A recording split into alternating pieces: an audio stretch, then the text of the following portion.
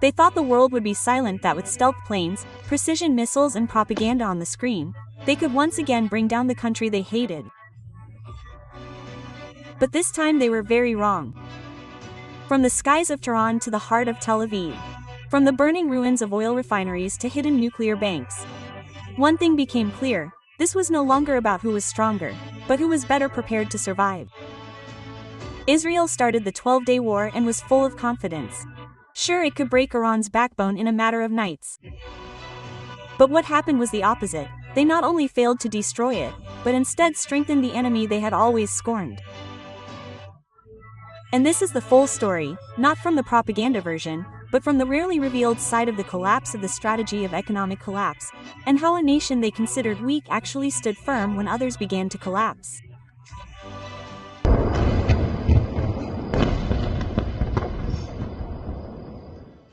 When open conflict between Iran and Israel broke out, each country not only relied on military power, but also carried out operations with special codes that reflected how serious they wanted to bring down their opponents.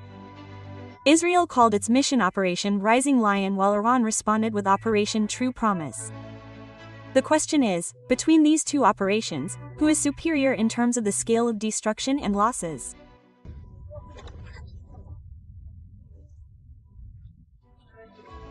Let's start with the attack launched first by Rising Lion. This operation began late at night and was the result of long planning by the Mossad intelligence agency. With a strong intelligence network, Israel carried out real-time surveillance, strategic infiltration, and measured deception maneuvers. Thanks to that, they managed to penetrate Iran's defenses and attack various vital facilities ranging from military bases to nuclear sites, even killing a number of Iranian scientists and high-ranking officers.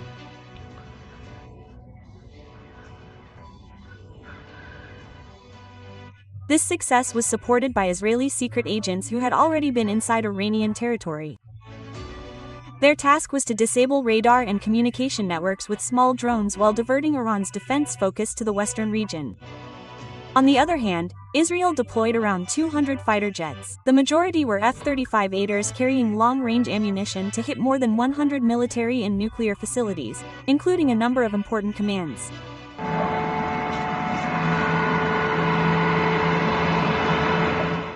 However, Iran did not remain silent. Through the True Promise operation, they launched a counterattack that was no less massive. In 22 consecutive waves of attacks, Iran launched at least 170 drones, 30 cruise missiles, and 120 ballistic missiles. As a result, an Israeli journalist, Rafif Dracker, revealed on Channel 13 that a number of IDF bases in strategic locations had been targeted. They have been targeted even though most have not been announced openly. He said that the public is not yet fully aware of the precision of Iran's attacks or how much damage has been caused. This statement is in line with statements from Iranian authorities who said that their targets include various crucial points in Israeli territory. Starting from the Al Jalil military base, Haif port and oil refinery to Tal Nav air base and a number of other locations that are no less important.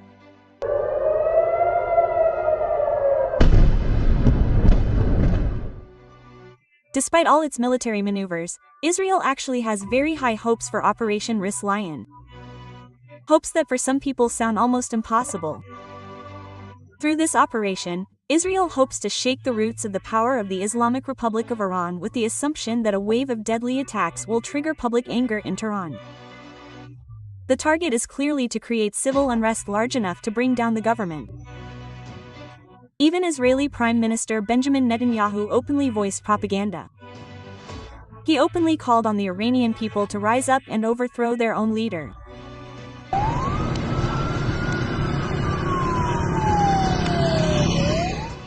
However, when the hope of fighting began to subside after 12 days, the reality was different.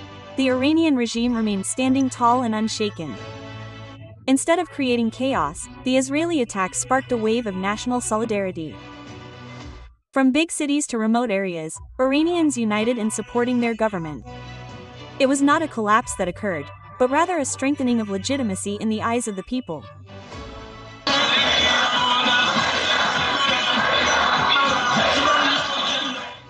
Looking at the results, perhaps Israel's hopes of overthrowing the Iranian government through Rising Lion were indeed too high. But how and what other goals? Israel had vowed to completely stop Iran's nuclear program. The question now is, was that target really achieved? Because if not, then this operation not only failed strategically, but also had costly consequences. Starting from large material losses to a wave of criticism from the international community who considered Israel's military action as a reckless step. Israel's massive attack through Operation Rising Lion was apparently not enough to silence Iran's nuclear ambitions. A leaked U.S. intelligence report showed that the targets that were successfully destroyed were only nuclear facilities standing on the surface. Meanwhile, the underground structure where the most vital components were located only suffered minor damage. Some are even reported to still function as usual. This is why American intelligence concluded that the impact of the attack was no more than a short delay of at most 1 month.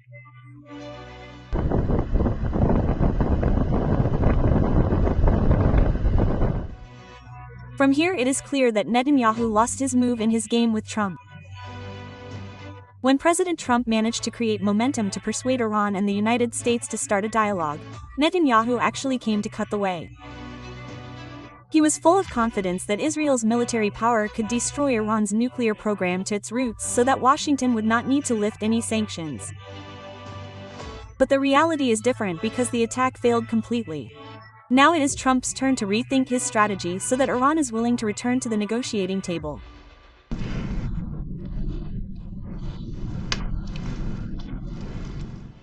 Of course, the losses suffered by Israel do not stop there. The attacks that they started themselves have now backfired, causing major impacts in various sectors ranging from military, economy, energy to technology in Maidan. The Israeli military received a severe blow from Iranian airstrikes targeting a number of important bases. One of the most embarrassing was the destruction of the Mossad intelligence headquarters. That attack not only hurt the honor of the institution, but also hit Israel's air power and destroyed its cyber defense system. Even after the 8,200th unit headquarters was hit, Israel's digital offensive capabilities were nearly crippled.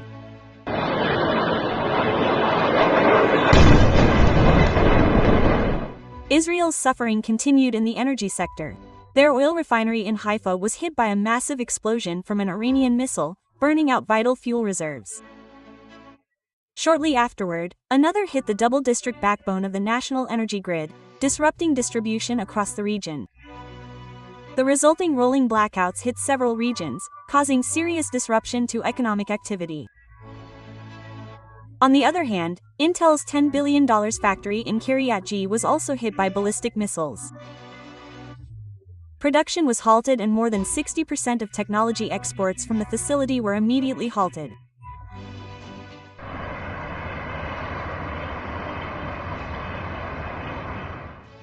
Iran also targeted the country's main logistics infrastructure.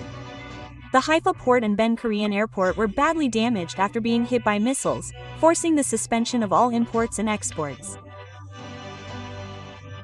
Even some international trade routes began to avoid the area. But what is most striking of all this is the wasteful costs that Israel has spent just to maintain the 12-day war.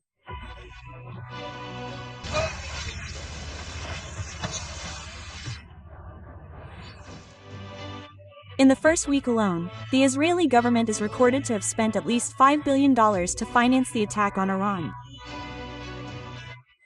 The heaviest burden was recorded in the early days when their daily budget reached $725 million solely to move troops and supplies. Unfortunately, the offensive operation failed completely, but still cost $539 million daily. Do not include operational costs for the government, which swelled to $200 million per day. And in the midst of this critical situation, more than 80,000 Israeli mothers chose to leave their country. The situation became even more critical when Netanyahu officially banned dual citizens from leaving Israel.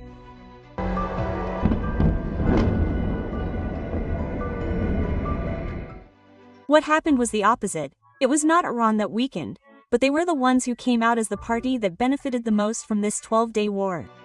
How could it not be? The two attacking countries, namely Israel and the United States, finally submitted a request for peace to Qatar, asking the small country in the Gulf to mediate to arrange a ceasefire. Even the agreement was accompanied by an offer to violate sanctions and permission for Iran to sell its oil to the global market again. A diplomatic achievement that cannot be underestimated. Meanwhile, pressure within Israel was directed directly at Benjamin Netanyahu.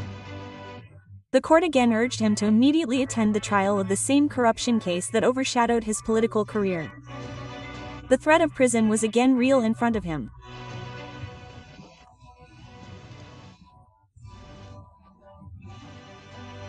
On his True platform, former President Donald Trump delivered a defense. He called Netanyahu a tough fighter and a great hero. Trump even asked that the entire trial process against Netanyahu be cancelled. So it can be concluded that even though at the beginning of the conflict Israel may have been superior tactically, they actually lost in the strategic aspect. While Iran is still standing tall, its nuclear program continues and global support is flowing even more.